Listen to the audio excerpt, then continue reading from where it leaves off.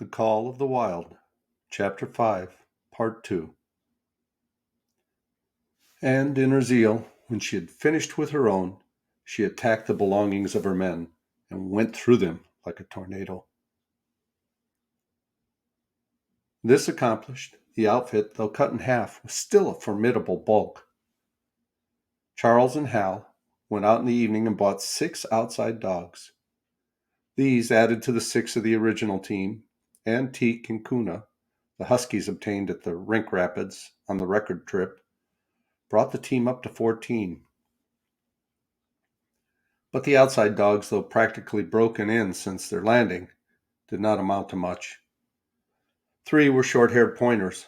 1 was a Newfoundland, and the other 2 were mongrels of indeterminate breed. They did not seem to know anything, these newcomers. Buck and his comrades looked upon them with disgust, and though he speedily taught them their place and what not to do, he could not teach them what to do. They did not take kindly to trace and trail. With the exception of the 2 mongrels, they were bewildered and spirit-broken by the strange, savage environment in which they found themselves, and by the ill treatment they had received. The 2 mongrels were without spirit at all. Bones were the only thing breakable about them. With the newcomers hopeless and forlorn, and the old team worn out by 2,500 miles of continuous trail, the outlook was anything but bright.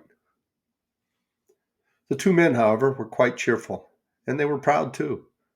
They were doing the thing in style with 14 dogs. They'd seen other sleds depart over the pass for Dawson, or come in from Dawson, but never had they seen a sled with so many as 14 dogs. In the nature of Arctic travel, there was a reason why 14 dogs should not drag one sled, and that was that one sled could not carry the food for 14 dogs. But Charles and Hal did not know this. They had worked the trip out with a pencil. So much a dog, so many dogs, so many days, QED. Mercedes looked over their shoulders and nodded comprehensively. It was all so very simple. Late next morning, Buck led the team up the street. There was nothing lively about it. No snap or go in him and his fellows. They were starting dead weary. 4 times he had covered the distance between Saltwater and Dawson, and the knowledge that, jaded and tired, he was facing the same trail once more made him bitter. His heart was not in the work, nor was the heart of any dog. The outsiders were timid and frightened. The insiders without confidence in their masters. Buck felt vaguely there was no depending upon these 2 men and the woman. They did not know how to do anything, and as days went by it became apparent that they could not learn. They were slack in all things, without order or discipline. It took them half the night to pitch a slovenly camp, and half the morning to break the camp and get the sled loaded in fashion so slovenly that for the rest of the day they were occupied in stopping and rearranging the load. Some days they did not make 10 miles. On other days they were unable to get started at all. And on no day did they succeed in making more than half the distance used by the men as basis in their dog food computation. It was inevitable that they should go short on dog food. But they hastened it by overfeeding, bringing the day nearer when underfeeding would commence. The outside dogs, whose digestions had not been trained by chronic famine to make the most of little, had voracious appetites. And when in addition to this the worn-out huskies pulled weakly, Hal decided that the orthodox ration was too small. He doubled it. And to cap it all, when Mercedes, with tears in her pretty eyes and a quaver in her throat, could not cajole him into giving the dogs still more, she stole from the fish sacks and fed them slyly. But it was not food that Buck and the huskies needed, but rest. And though they were making poor time, the heavy load they dragged sapped their strength severely. Then came the underfeeding. Hal awoke one day to the fact that his dog food was half gone, and the distance only quarter covered. Further, that for love or money, no additional dog food was to be obtained. So he cut down even the orthodox ration and tried to increase the day's travel. His sister and brother-in-law seconded him, but they were frustrated by their heavy outfit and their own incompetence. It was a simple matter to give the dogs less food, but it was impossible to make the dogs travel faster, while their own inability to get underway earlier in the morning prevented them from traveling longer hours. Not only did they not know how to work dogs, but they did not know how to work themselves. The first to go was Dub, poor blundering thief that he was, always getting caught and punished. He had nonetheless been a faithful worker. His wrenched shoulder blade, untreated and unrested, went from bad to worse, till finally Hal shot him with the big Colt's revolver. It is a saying of the country that an outside dog starves to death on the ration of the husky, so the 6 outside dogs under Buck could do no less than die on half the ration of the husky. The Newfoundland went first, followed by the 3 short-haired pointers, the 2 mongrels hanging more grittily on to life, but going in the end. By this time, all the amenities and gentleness of the Southland had fallen away from the 3 people. Shorn of its glamour and romance, Arctic travel became to them a reality too harsh for their manhood and womanhood. Mercedes ceased weeping over the dogs, being too occupied with weeping over herself and quarreling with her husband and brother. To quarrel was the one thing they never were too weary to do. Their irritability arose out of their misery, increased with it, doubled upon it, outdistanced it.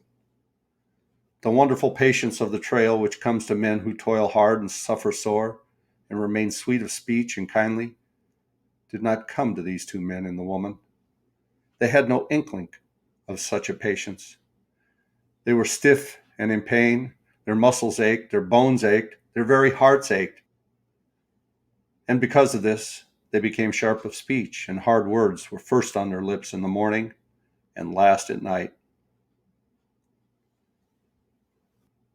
Charles and Hal wrangled whenever Mercedes gave them a chance. It was the cherished belief of each that he did more than his share of the work, and neither forbore to speak this belief at every opportunity. Sometimes Mercedes sided with her husband, sometimes with her brother. The result was a beautiful and unending family quarrel, starting from a dispute as to which should chop a few sticks for the fire, a dispute which concerned only Charles and Hal. Presently would be lugged in with the rest of the family, fathers, mothers, uncles, cousins, people thousands of miles away, and some of them dead. That Hal's view on art, or the sort of society plays his mother's brother wrote, should have anything to do with the chopping of a few sticks of firewood passes comprehension. Nevertheless, the quarrel was as likely to tend in that direction as in the direction of Charles's political prejudices. And that Charles' sister's tale-bearing tongue should be relevant to the building of a Yukon fire was apparent only to Mercedes, who disburdened herself of copious opinions upon that topic, and, incidentally, upon a few other traits unpleasantly peculiar to her husband's family. In the meantime, the fire remained unbuilt, the camp half-pitched, the dogs unfed. Mercedes nursed a special grievance, the grievance of sex. She was pretty and soft and had been chivalrously treated all her days, but the present treatment by her husband and brother was everything save chivalrous. It was her custom to be helpless. They complained, upon which impeachment of what to her was her most essential sex prerogative, she made their lives unendurable. She no longer considered the dogs, and because she was sore and tired, she persisted in riding in the sled. She was pretty and soft, but weighed 120 pounds, a lusty last straw to the load dragged by the weak and starving dogs. She rode for days till they fell in the traces, and the sled stood still. Charles and Hal begged her to get off and walk, pleaded with her, entreated, the while she wept and importuned heaven with a recital of their brutality. On one occasion, they took her off the sled by main strength. They never did it again. She let her legs go limp like a spoiled child and sat down on the trail. They went on their way, but she did not move. After they'd traveled 3 miles, they unloaded the sled, came back for her, and by main strength, put her on the sled again. In the excess of their own misery, they were callous to the suffering of their animals. Hal's theory, which he practiced on others, was that one must get hardened. He had started out preaching it to his sister and brother-in-law. Failing there, he hammered it into the dogs with a club. At the 5 fingers, the dog food gave out, and a toothless old squaw offered to trade them a few pounds of frozen horsehide for the Colt's revolver that kept the big hunting knife company at Hal's hip. A poor substitute for food was this hide, just as it had been stripped from the starved horse of the cattleman 6 months back. In its frozen state, it was more like strips of galvanized iron, and when a dog wrestled it into his stomach, it thawed into thin and innutritious leathery strings and into a mass of short hair, irritating and indigestible. And I see we're starting to run a little long, so we're going to stop here and work on this chapter in the next video. Till then, as Tigger says, ta-ta for now. Thank you so much for watching. Love you guys. Bye-bye.